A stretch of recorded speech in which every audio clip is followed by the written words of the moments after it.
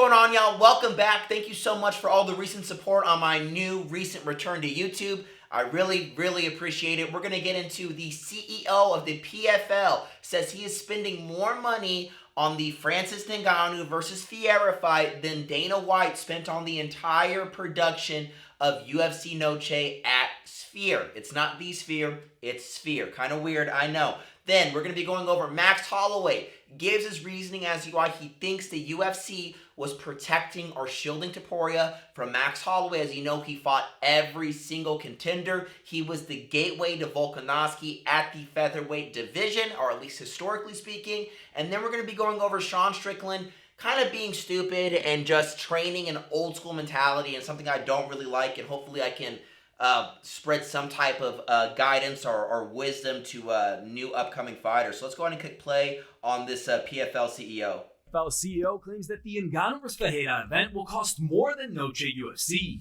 Next month, the Professional Fighters League will host a pay-per-view event in Saudi Arabia featuring a highly anticipated heavyweight collision between the two giants as the main event.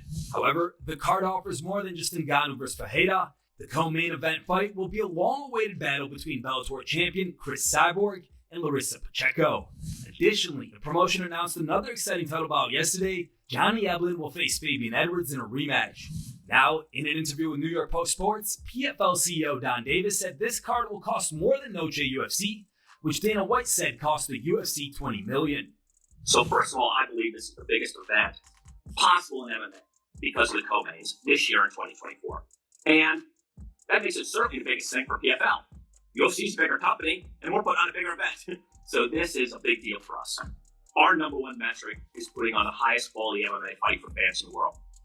We want to show fans that we can put on as good or better a product for them than anyone in the world. That's metric number one. And metric number two is we want to do okay financially. We want to do okay financially. The cost of this fight is astronomical. Dana White talks about his $20 million Sphere event. This is more. Fighters here make more. The card here that will be announced has more big fights coming. This cost to us is more than his cost to the Sphere. So this is a gargantuan level of event and our number one priority as fans. Well, shit, I thought we were going to have Dana White's reaction. It's not on this video, must have been on another one. But yeah, Dana White, he's like, yeah, whatever. Didn't even know who the CEO was. So it's interesting. The CEO of the PFL is saying, hey, listen, we are having a better card. It is going to be the best sporting events in terms of card, not production, that we've ever seen in the combat sports, trumping the UFC. And the only issue I have there is, do I think the fighters are better, more credentialed, and do I think it's going to be a better outcome in terms of the main event, co-main event, and then also there's actually a lot of fights that are going to be bangers on that card. I think the fights are going to be better, but the thing is, there's not a lot of eyes on the PFL. This is going to be a money-losing pit no matter what. The PFL does not have any records when it comes to the pay-per-views. They don't have anything in the millions. Comment down below, what do you think the PFL is going to do with Francis Ngannou? It is personally going to be the first pay-per-view I've ever bought in terms of watching a PFL fight. So I'm actually going to be really excited. I can't wait for this card. Now, on the flip side of that, if this, I don't even know the CEO's name, that's how unpopular he is. If he would work harder on the marketing and things like that to the more, dedicated diehard fight fans and even the casuals who just want to watch better fights and don't want to necessarily watch a boring fight like Grasso-Shevchenko number 3, right? And so maybe it will segue a whole new set of eyes, but the thing is their marketing just isn't there. Do I think it is a way better fight card than UFC Noche? Absolutely. Do I think in terms of fireworks and exciting show, even though UFC Noche, the card was great all the way until the co-main and main event. But, so yeah, I think it's going to be a great card. It's not going to break any records. There might be a lot of sales, but the thing is, the PFL historically has never broken, that $1 million pay-per-view sale. Is Ngannou the guy to get them 600,000 pay-per-view buys? I don't know. But also, it's kind of interesting seeing how much they're paying their fighters. He's saying the $20 million that they're breaking the budget just on the fighter pay alone. And I was like, that's quite a bit of money. As you know, Ngannou's guaranteed $2 million off the gate. If you know Shevchenko and Grasso, when they just fought, they each made like $500,000 plus $42,000 in their Venom sponsorship. O'Malley, even though he obviously has the champions guaranteed 500,000, he is one of the bigger stars in terms of audience, views, and engagement on social media, not for pay-per-views. So in that terms, he probably got somewhere in the vicinity about $1 million. So the UFC is spending like this much on their fighter pay, and this much on production. When the PFL is saying, hey, we're spending this much on production and this much on fighter pay, I think it's a catch-22 on both sides. Because listen, if you have the best card in the whole wide world, you're paying these athletes an unsustainable amount, then yeah, who cares if you have the best fights in the world if you can't sustain the business, right? It's got to be able to produce enough revenue. Now, they could be looking at this fight as just a really expensive customer acquisition cost, meaning they're going to lose money on this, but they're looking at it as marketing, as in they're capturing more audiences to come from the UFC over to the PFL. If there is a fight to do that, that is this one. But the only thing is, I have seen zero media about this card. I am doing the most media on this card, which is just this 5-second little clip right here that I'm doing. And, but you know what I mean? So you're literally having Francis Ngannou fighting MMA for the heavyweight champion of the world in the PFL. He left the UFC. It's his first fight coming back. He's fighting Renan Fierro, who is a freaking so light on his feet, is a knockout artist, but he's sneaky and he sets things up. It is going to be a banger of a fight. I wish there was more promotion, and it just isn't what it is. Comment down below, are you going to be watching the fight? I'm going to be watching everything from the prelims down to the main card, and of course, we will break it down with the recap. But with that, let's get into Max Holloway accusing the UFC of shielding, or for lack of better words, shielding Ilia Tuporia, the featherweight champion, from Max Holloway. Let's go ahead and get right into it. Affecting Ilia Tuporia. In a recent video posted to his YouTube channel, Holloway discussed his upcoming fight against Tuporia and said the UFC intentionally kept the current UFC featherweight champion away from him as he made his way up the ranks. A lot of people giving Ilia heat for the strength of his schedule that he had to the title fight, but he did what he's supposed to do. He won, plain and simple. He beat a guy that I had 3 times at a crack to beat, and he did it. He had the shot. But I believe that UFC made me fight every other contender at 45 except for him for a reason. And we're here now, and I'm gonna prove come October 26th why UFC is shoving him away from me. Buzz Brands offers a wide variety of high-quality, low-cost, and low-dose THC options. It's made for the functional person who uses THC, whether it's to enhance life, for pain, or for mood. They have energy drinks, my personal favorite, gummies, shots, and ice creams, guys. Whenever you make a purchase, enter Bear in the notes. Pretty interesting here, guys. Comment down below, what do you think's going to happen? Ilia Tuporia versus Max Holloway. Let's look at MMA math here because it's super unreliable. A lot of people are saying, hey, listen, Max couldn't put him away in 3 times. The reason why he said 2 here, if you're not like a Max Holloway fan, is because they've actually fought him 3 times. But the second time they fought, a lot of people thought Max Holloway won that, and it was a robbery. There's even a lot of controversy on their first fight. Their third fight, Alexander Volkanovski absolutely won that fight. I think he won like 4-1 rounds or something like that.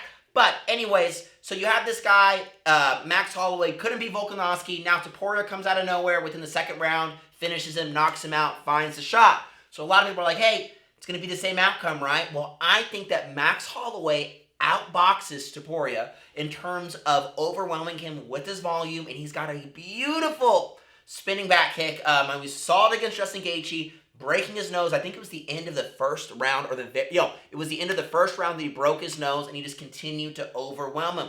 Justin Gaethje, though, has nowhere near the boxing accolades as Ilia Tuporia. Can't talk today, guys. I am so sorry. But what I'm saying is I think Max Holloway's boxing is going to overwhelm Tuporia, and we're going to see can Tuporia come up with a shot while getting overwhelmed by someone who can punch significantly harder than Alexander Volkanovski. If you remember the fight, Volkanovski versus Tuporia, Volk was touching and tapping him, but I mean, it was almost like when he threw a kick. I'm an amateur boxer, guys, can't throw a kick. But when he threw a kick, it almost looked like he was just touching him, like he was like no power behind it, nothing like that. He was trying to point him up against a freaking, I call him the Velociraptor because he stays low and he just hunts until he finds that shot, generally getting the finish, whether it's through knocking out with his vicious power or the submission. Obviously, he went the distance with Emmett.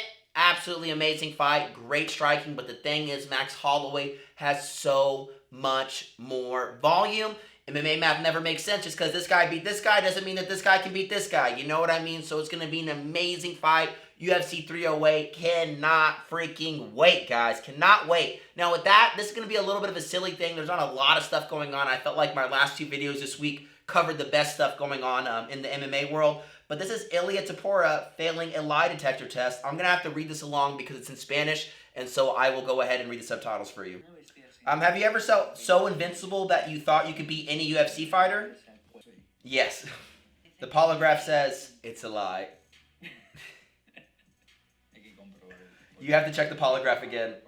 Nah, I don't think so. I've always felt invincible. This polygraph can say whatever it wants. So, that's the video right there. Not like the most, pertinent video ever. It's got to be a little bit entertaining. He's a little nervous. He doesn't feel absolutely invincible. And I think it's kind of cool to take an inside look at what is actually going on. Like, hey, do these guys, when they say they feel invincible, like the Tuporias, the Conor McGregor at his peak, the Sean O'Malley before the Murad thing, do these people actually feel invincible? Are they, their heart rates, are they still going 100 miles an hour when they're walking out and doing that fight? And the answer is yes, guys. There aren't a lot of guys that literally just don't feel anything, don't get nervous, because that would make them a psychopath. But I don't think you should take anything or extrapolate anything from this video other than just entertaining, kind of cool. And with that, let's get into Sean Strickland.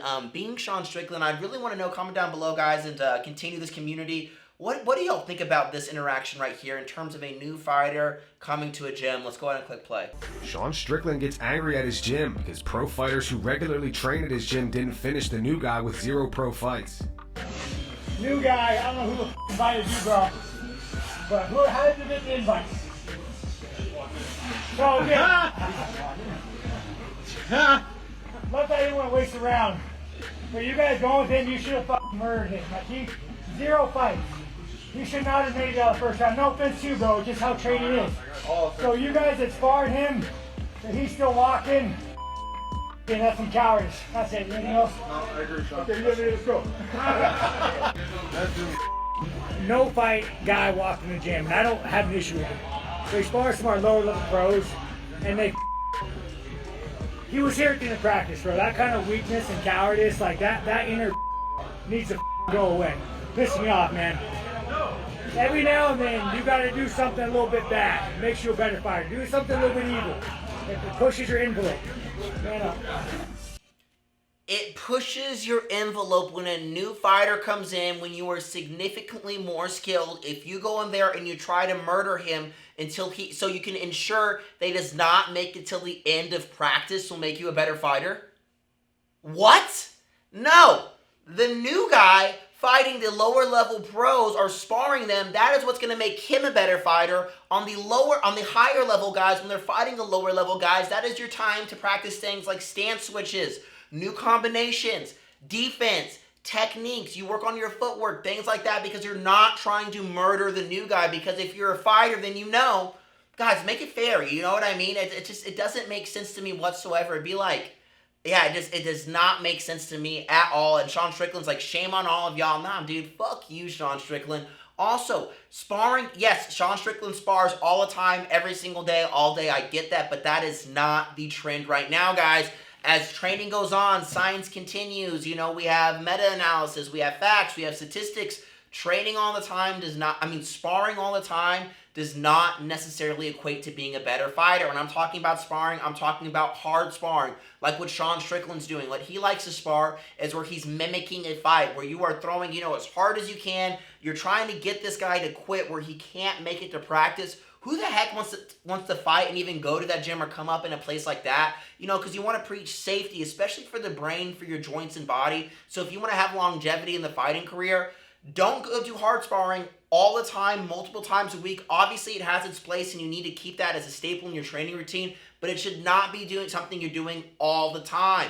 Once a week, twice a week at max, if you're new to fighting, and I think even once a week's too much. Just light spar, get to know your combinations, get to know your footwork, get your muscle memory, then start increasing your level of competition. So for a new guy, it's always good to fight a guy at a higher level than you. It's absolutely in the gym training with him, but you don't want that new guy trying to kill you, because to me that shows, it's a man of little character, it's an asshole, it's a dick, and a lot of guys who are fighting, Sean Strickland being one of them, even though he's perpetuating this dick thing, he was bullied, he was raped as a kid or whatever, had this hard life, all this. So a lot of fighters, they come from, they were bullied when they were younger, they didn't fit in, or they had like this trauma or these issues. So they're coming here to better themselves and also, get the self-confidence and ultimately become a killer, right? Well, generally speaking, in the fighting community, it's a lot of really nice people because they know they can hurt you and fuck you up. So it's just like Sean Strickland, there's no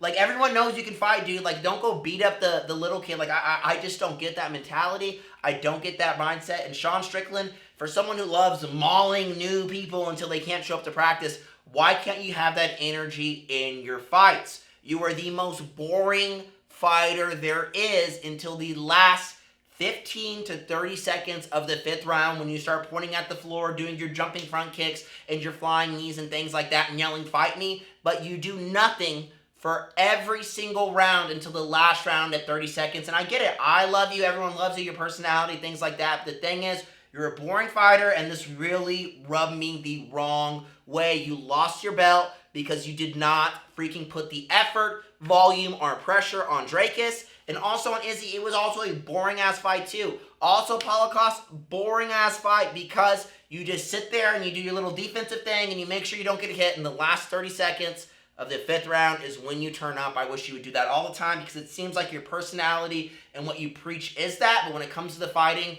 it's never to the death. It's never, you're fighting, doing the man dance, mano a mano. It's you just standing there, popping your jab, doing some blocks, you know what I mean, in your Philly shell, and that's it till the last 30 seconds, guys. If you are new to the gym, are new to the fighting, I don't care if it's MMA, boxing, jiu-jitsu, whatever it is, and you're going there and there's a guy with a 10-year experience, meaning they are on the upper echelons or the professional level, and you are brand new, as in no fights, coming into the gym, and these guys are trying to murder you to where they're making you want to quit and leave that gym immediately. Those guys, they're not worth the shit in life. Yeah, maybe there might be some guys in there who have made a successful career in the UFC. Remember, Sean's career was not that successful until he got that lucky title shot with Israel Adesanya. He wasn't really a name. No one really knew about him until then. And if he continues to lose, it's going to keep going like that. So, in a place like that where guys act like that, especially if you're not trying to like quit your job and stuff like that and go fight, guys, don't stay at gyms like that. Those guys aren't worth nothing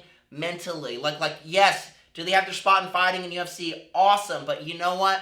Don't hang around it unless that is truly the environment where you think you need to succeed. But if it's just something you're trying to become a better fighter, stay away from gyms or guys like that. I hated guys like that. At Randazzo's Boxing, whenever I'd go there when I first started, especially, and go sparring, always guys want to go harder. It is what it is. I would go do it, but I saw a lot of people quit boxing. Did it make me better going with those hard rounds? Some people were bigger and stronger than me, yes, but I also knew what I was getting into, and also these guys weren't trying to make me like go home and leave practice. They were just trying to knock you out, break your nose, and it is what it is there. Kind of pissed me off. Leaving it there, guys. If you got any entertainment, give me a like, give me a subscribe, thumbs up. I try to take the most interesting stories, at least to me, and like the main events and shit like that, put them in here. Maybe it's like a 3 to 4 times a week I can do consistently. I think that will work well with my lifestyle. But love y'all. I'm out.